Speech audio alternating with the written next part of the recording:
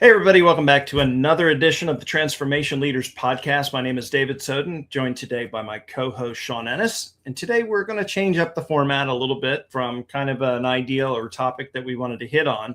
And we wanted to do like kind of a live Q&A. So anybody that pops in, or if you popped in already, go ahead and put your questions or comments in the chat box. We'll try to see them. We're broadcasting on multiple easy for me to say, multiple platforms.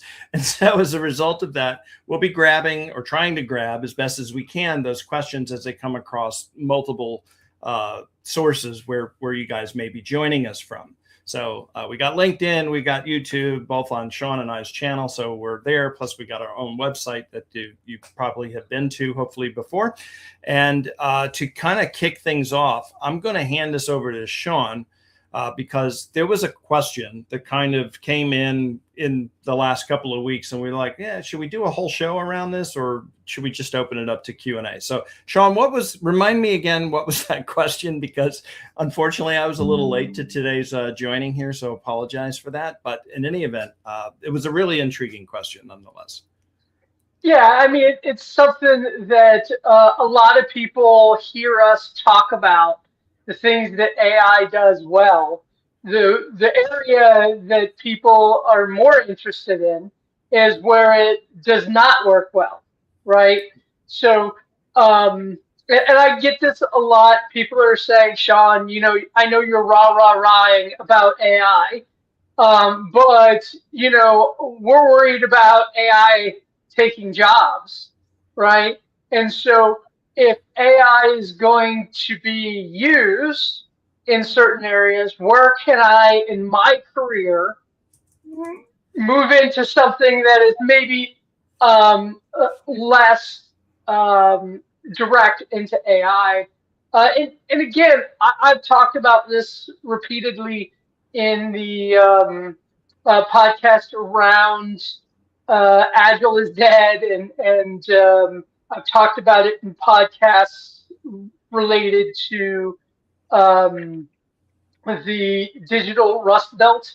But humans are what matters. I mean, I want to make sure everybody realizes AI is really bad with humans.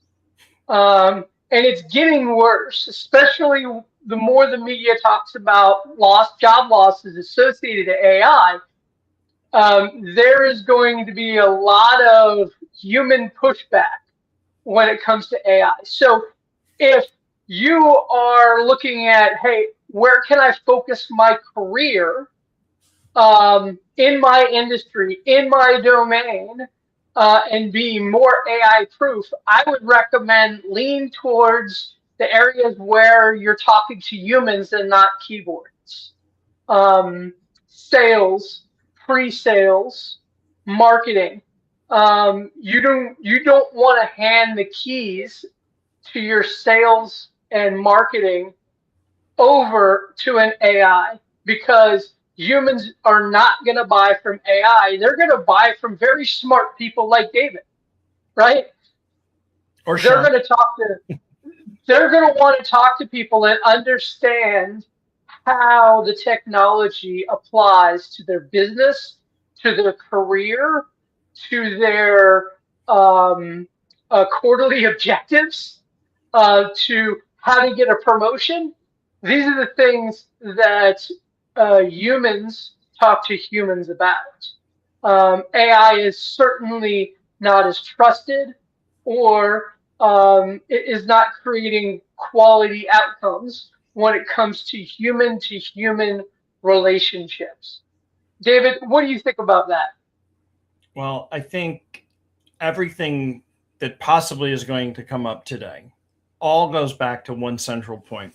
And, we put it as a banner at the bottom underneath our picture here. It basically reads, technology is just the tool and humans are the strategy. The Transformation Leaders podcast is really about working with leaders. Sean and I both work with leaders at the same company for, I don't know, almost a better part of 4 years, I think, together in our tenure. And it always came back. And before, we were there before, the AI craze just started, or maybe about a year or two before that. And it's always the same underlying problem, different technology. Everybody tries to throw out the baby with the bathwater or boil the ocean, meaning just take on too much stuff. The one thing, actually, you know what? I'm going to sidetrack here and read this comment real quick. It just came in. Okay. So kind of on point to exactly what we're talking about here. Talking about job displacement. And the question is more about taking, well, there's two sides to this, right? There's the leadership side, and it goes back to the, to our mantra, I guess, of today's show, is if you're in leadership, I understand, and we understand that you're getting pressured from the board, from the top, right? Do more with less, cut expenses. If AI can do all this wonderful stuff, why pay for these employees? And while there may be an opportunity for some of that, because, we've all worked with the colleague that coasts, does the bare minimum, gets paid more or the same amount that you do. And just, let me be very candid, they're just dead weight. Okay. And so those people do exist in companies. They're just there. They're sucking up payroll. They probably do need to go, or if you want to do the more humane thing, have a conversation with them, find out where their passion is, find out what they would like to do versus what they're currently doing. And it's a lot easier sometimes to just, wake up a sleeping giant. Maybe they're a rock star and you don't know, but you won't know till you have the conversation with them. So get your AR people involved. So that's kind of on the leadership side. Now, if you're the slackard or you're in danger, you're a rock star and you just lose your job because cuts happen due to AI or not due to AI. The biggest suggestion that I can give to anybody in that situation, either currently or about to be, is take whatever it is that you do, wherever your subject matter expertise are that they lie. If you're just starting out and coming from college, then base it on your passion. If you've got years of experience or a couple of years of experience, lean into that, but leverage and use AI to create a tangible deliverable, a piece of software, a tool, a something, so that you can talk to the story. Because the new story that leaders are looking for when they are really employing humans as the strategy, they don't want to know somebody that can use Excel to do X, Y, and Z. They're looking to see what AI tool can you use in 30 seconds to deliver some outcome that used to take 5 days, a month, or whatever. And you need to be able to show proof of that. And having a repertoire or one or two tools is something for you to base a conversation on, either with your current employer to show, hey, listen, I can bring value by doing X, Y, and Z. Or if you get let go to your next, whatever that might be, in the interview, in the conversation, having some sort of proof to show or something to give to them can really help out with that. Sean, what are your thoughts around that? You got anything to add to it?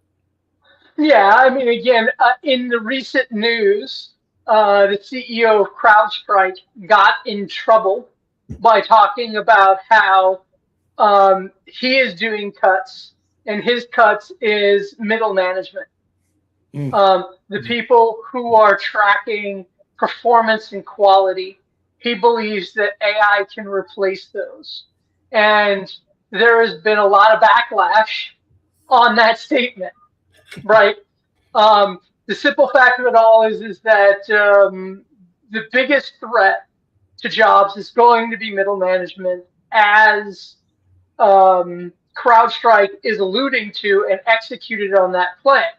That because of AI, middle managers can manage 10x the number of employees. And I would say this is the biggest issue and the pain that AI is going to cause in the next 5 to 10 years, is that it is going to completely eliminate employees being helped along and grown professionally at their organization.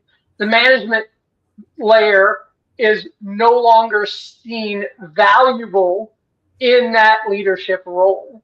So that is certainly something that I am seeing repeatedly, is that you don't need middle management with AI.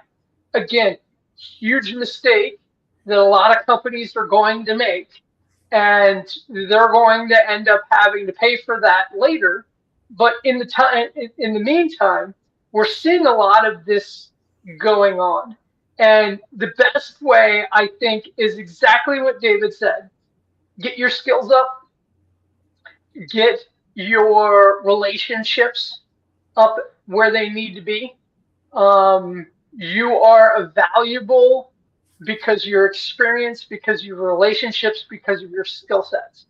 And that AI is an extension of your skill set, not a replacement of it. That's the advice that I'm giving to people. I have many colleagues coming to me with their new kids out of college. What do we do?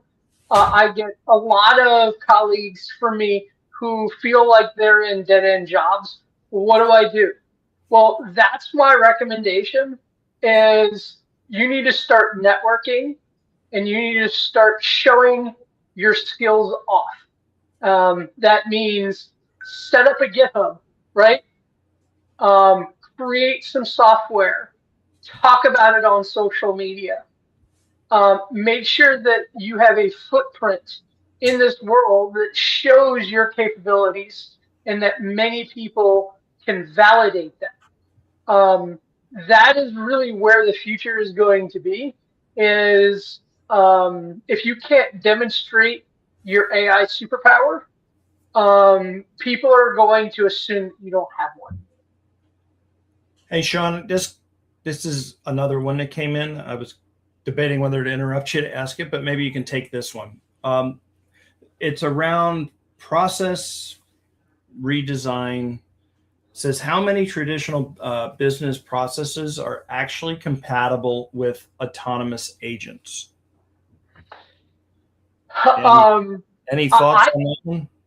Yeah, I think that this is part of the issue that people run into, is that AI has the capability of doing overfitting. Some people are approaching this of, let's go through and replace everything that a human does with AI. And they try to make AI shoehorn it into whatever the business process is. I don't believe that that is a successful process. The best thing to do is to invert that. I know we've had this conversation before with process and education consulting.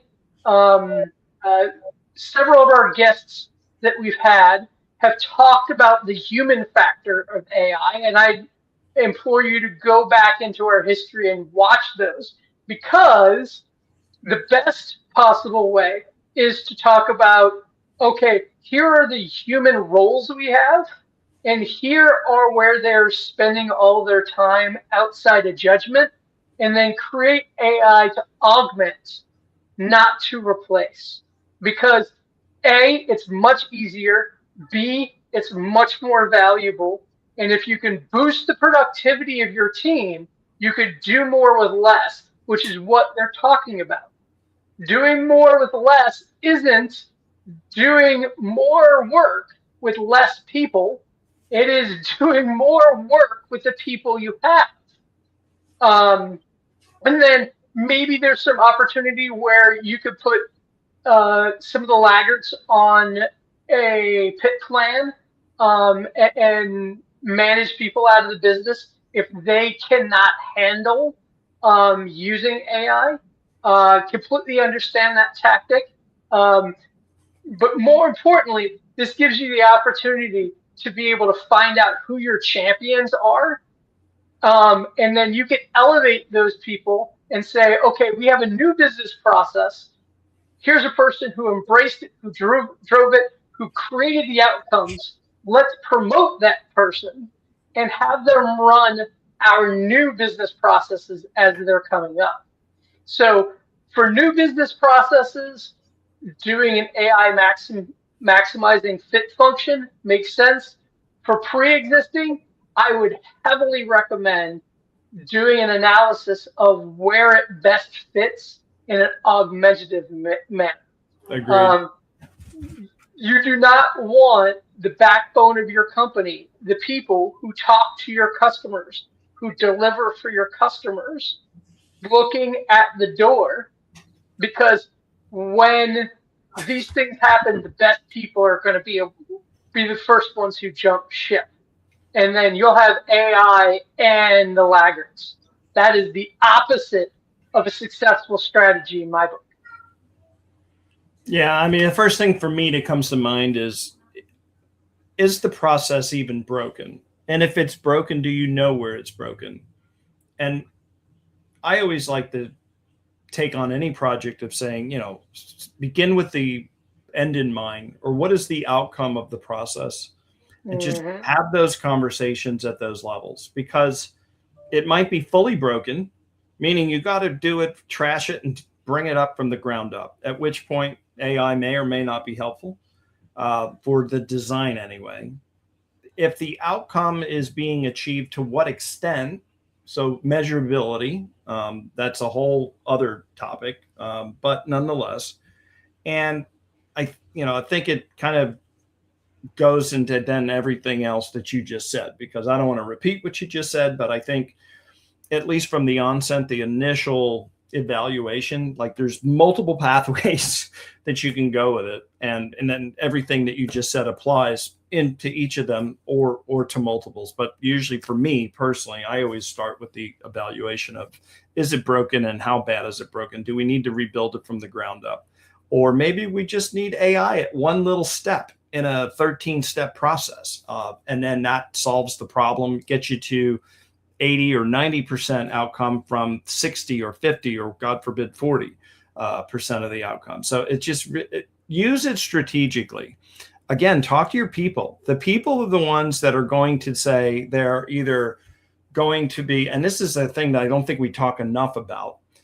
Humans that are afraid of losing their jobs are going to just lie. They're going to not tell the truth. They're going to hem and they're going to haw. They're not going to give the information. Everybody's afraid about losing their job. So you got to take everything with a grain of salt and half truth. You got to look at their evaluations, look at the performance. Is this really a human problem? Is it just somebody bored out of their mind doing the proverbial pulling the crank on the assembly line? Those are right areas for AI or for even just automation in general. So it's way more complicated, I think, than what Sean and I can even talk to. And I think it really comes down to having deep, multiple conversations at multiple levels. Don't bring everybody into the room and start having those conversations. Talk to your people individually to get them to open up as much as they can, and then employ that human strategy. Employ that tool, that AI, that automation, that technology, whatever the tech stack might be. It doesn't always need to be AI. It could be old school technology. You'd be surprised how many things can still be solved in a traditional sense. But the AI craze has just got everybody tunnel visioned right now. And I'm not saying that they shouldn't, but it's just, keep an open mind and look at all your possibilities. Sometimes the sharpest tool in the shed isn't necessarily going to need to be AI. There's still some cost savings. Tokens are still expensive. As a matter of fact, in the news, I don't know if you saw it, Sean. I think it's Microsoft is one that comes to mind, but they're pulling Anthropic AI because I guess it's costing, what was it, I don't know, maybe I might be mixing articles that I read, but it's like 4 engineers generated $100,000 invoice for 1 month worth of AI work. And they're like, no, you can't use Claude anymore here for whatever it is that you're doing. So there's a reality that people are starting to now pull back with leveraging an AI. I mean, you saw, what was it, 2-3 months ago, Amazon was cramming it down the throat. They took their business down. And it's just because they had a quota of tokens that people needed to use. And if they weren't using AI, they were threatened, their jobs were threatened. So there's both sides of the spectrum. So just right to the point I said about earlier, the failure of management, right? So instead of talking to people, the best people, and saying, what do you need to be better? You're eliminating a whole layer of management and saying, okay, I'm going to judge you not on your outcomes, but how many tokens you use. Stupid. this is an example of the boom mentality.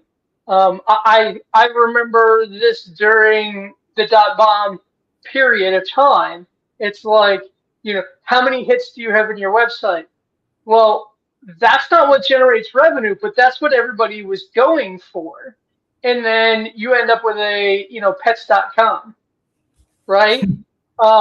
So, I would be wary and make sure everybody, especially business leaders, to understand just because you measure it and it's measurable doesn't mean that it's valuable. So I'm sorry, I did, while you were talking, David, I did see someone was questioning about something that I don't think we've talked about much, which is specialized AI hardware for enterprise. What do you know about what has become available in the marketplace for specialized AI hardware? I personally don't monitor that, and you're right, we haven't talked a lot about it. The first thing to me that comes to mind in projects or conversations that I've had always comes into the play of either using something like a Raspberry Pi or a small type of edge device to capture telemetry, where you need analytical processing at the edge. It could also be on the person's machine. As far as phone manufacturers, we see them trying to bake desperately this technology in at the phone level, so that you've got Google doing its Pixel thing, Apple doing, they just settled a lawsuit on this, by the way, on Apple Intelligence. And so Amazon is probably the other thing that just comes to mind in the news that I can recall. They just announced that Alexa is now going to allow you to do e-commerce shopping, unfortunately, in their closed ecosystem. So that's hardware, but I don't run across. It's one of those things, like you buy a car, right? And all of a sudden, whatever car you buy, the color you buy, the make, the model, you never notice that car until you bought one. And then all of a sudden you see that car everywhere. And so it's like one of these things, I'm afraid that now that I'm thinking about it, probably for the next 2 weeks, I'm going to see all kinds of stuff about hardware and AI. But up till now, to be honest with you, I haven't really run across that many conversations about it. It's very niche and a very specific problem that it needs to try to solve, for the conversations, at least that I've been involved in. What's your experience, or have you run into anything with clients that you're working with?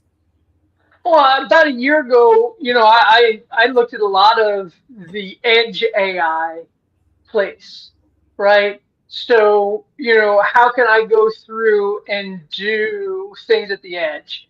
And since that time, you may not know this, but you can download and run a large language model on your phone now.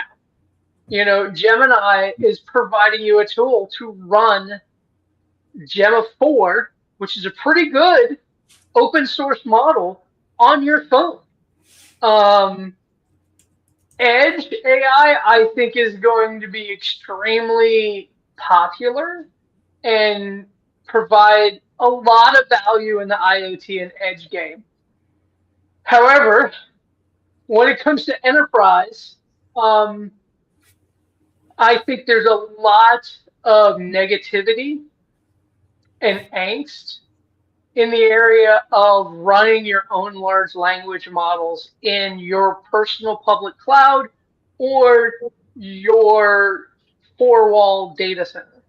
Why? Because the hardware is abusively expensive.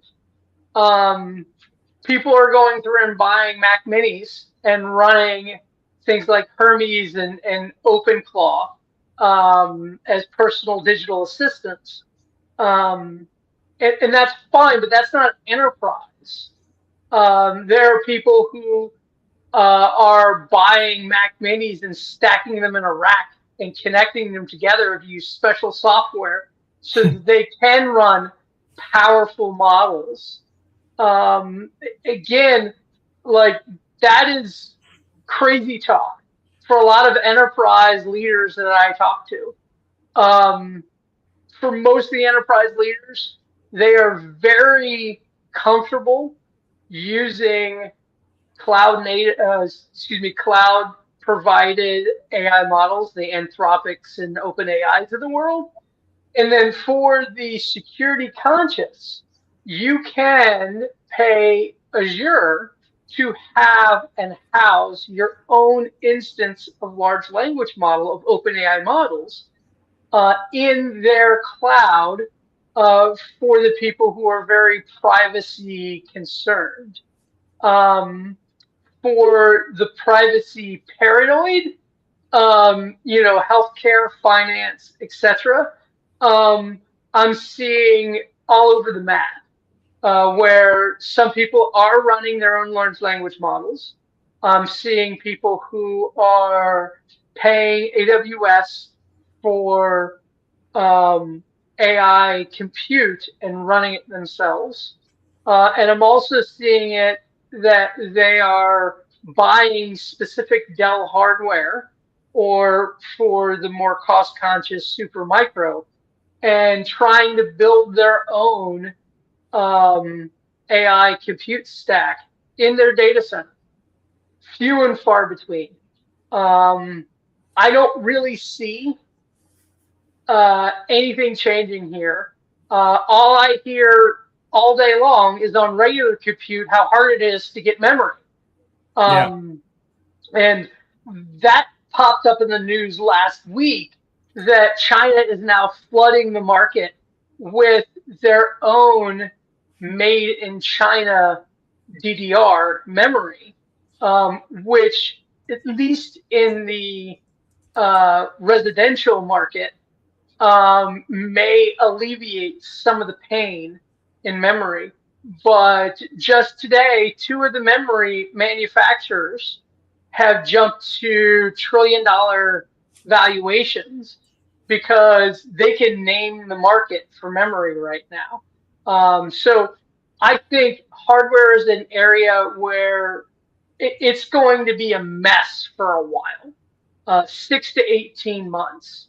And because of that, I'm seeing a lot of people getting over their security phobias and using Azure if they are conscious about security.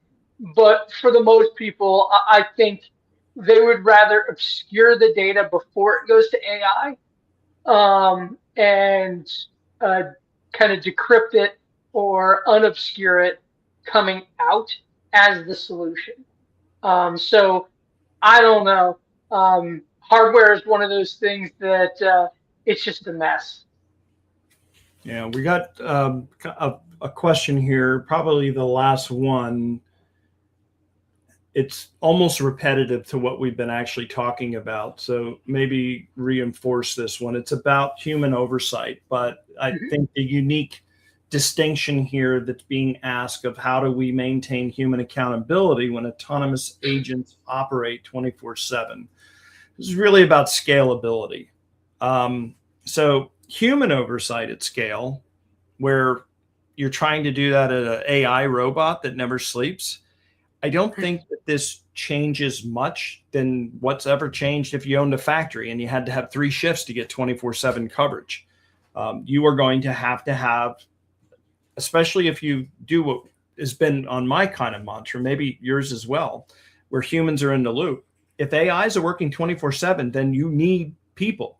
So this is why Sean and I have been telling you, don't be so keen to let your people go, because as you employ this AI tool, if that's your tool of choice, with humans as strategy, if you let your humans go, your human in the loop options are going to be very, very thin.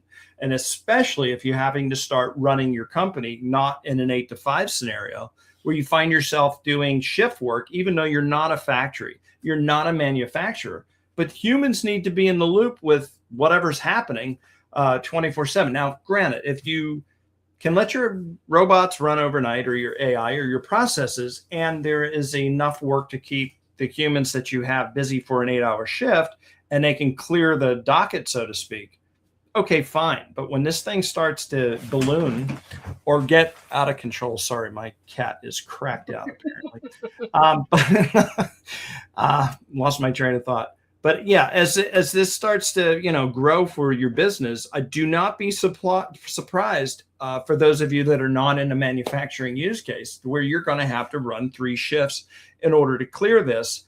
Because there are some cases where you just want to run human in the loop to make sure that things are copacetic and are going the way that they're going to need to go. As you update models, as you change the AI's telemetry or whatever it's doing, and you introduce a new thought process, you're going to have to do that. And then once you've locked it in and it's stable, then maybe you can pull back. In other cases, you're never, ever, ever, ever going to be able to pull back. There's just some things that humans should never do. One of the interesting things, Sean and I both came from a large scale BPO, and I saw a advertisement. I think it was either on LinkedIn or maybe it was Facebook. And this was a very much smaller, I don't even remember who they were, but a very, very small BPO. And I thought it was an absolutely brilliant advertisement. I saw the unfolding of the human experience dealing with AI. It was a human on the other end of the call, arguing with an AI, lying, masquerading as a human, claiming they were a human, and the human wasn't quite buying it. And they were having a very frustrating user experience. All it did was reinforce, at the end of this use case, you could put yourself in that use case. You could feel that emotion coming out of that call. And we've all been there, and you just want to go through and wrangle whatever is on the other end of the call. And you're just like, oh my God, I just want a human, right? And so that was the ending of that, is that sometimes humans are the better option. And it just justified that you can't replace a human in business when it comes to giving that personal human touch. And that's what I'm afraid of personally for me, as we go into the next gen of wherever we're headed, is that we're losing our humanity in the process, and business leaders being clueless, just throwing stuff at the wall like spaghetti to see what sticks, is just horrible. So let me go back to what's on the screen. Humans are the strategy. If you take humans out of the loop, you failed, in my opinion. Yeah. I mean, again, accountability cannot be something that you give to the AI, right? The end of the day is AI is just software. I know a lot of people have this fake belief that it has some kind of level of consciousness. It isn't. It is not myth and legend. It is mathematics. It is literally mathematics. And the math can be wrong. Hallucinations are a thing. The quality of your data creates the quality of the AI response. So at some point, if you're going to rely upon AI and make your business rely upon AI to the level that you are, you will need humans to watch out for what's going on and if it's actually creating the outcomes as it's supposed to.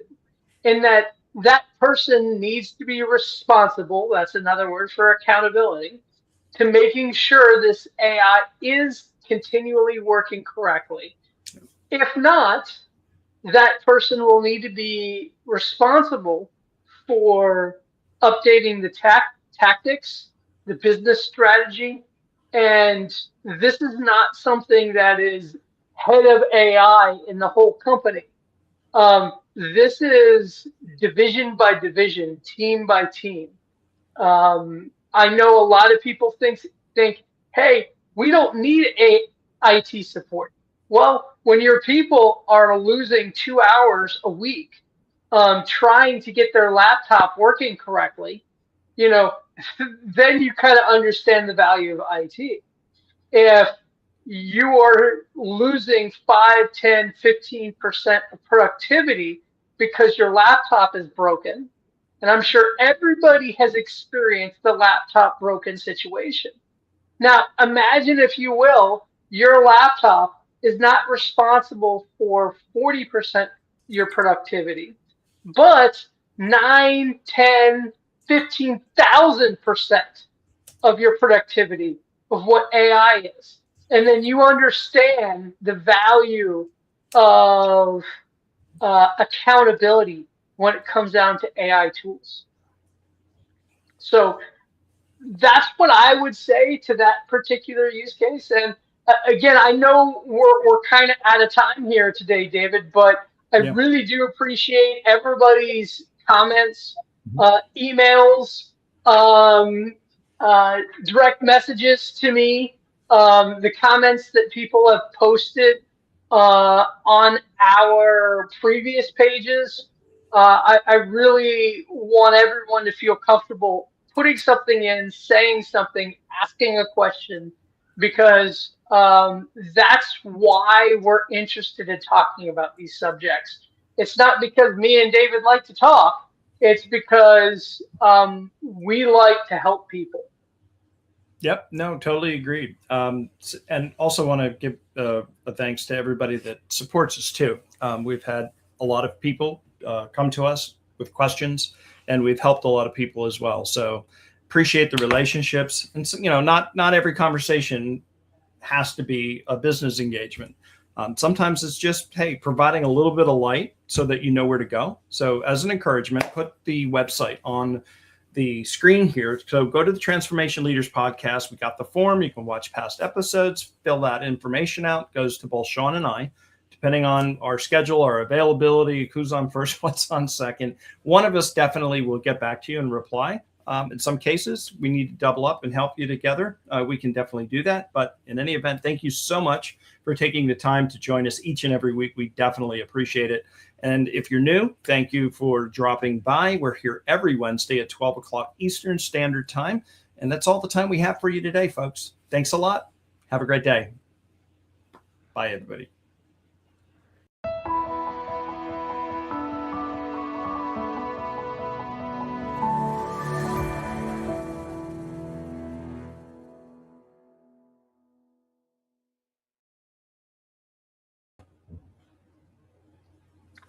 Good Good pod. deal. Thank you, sir. It was good.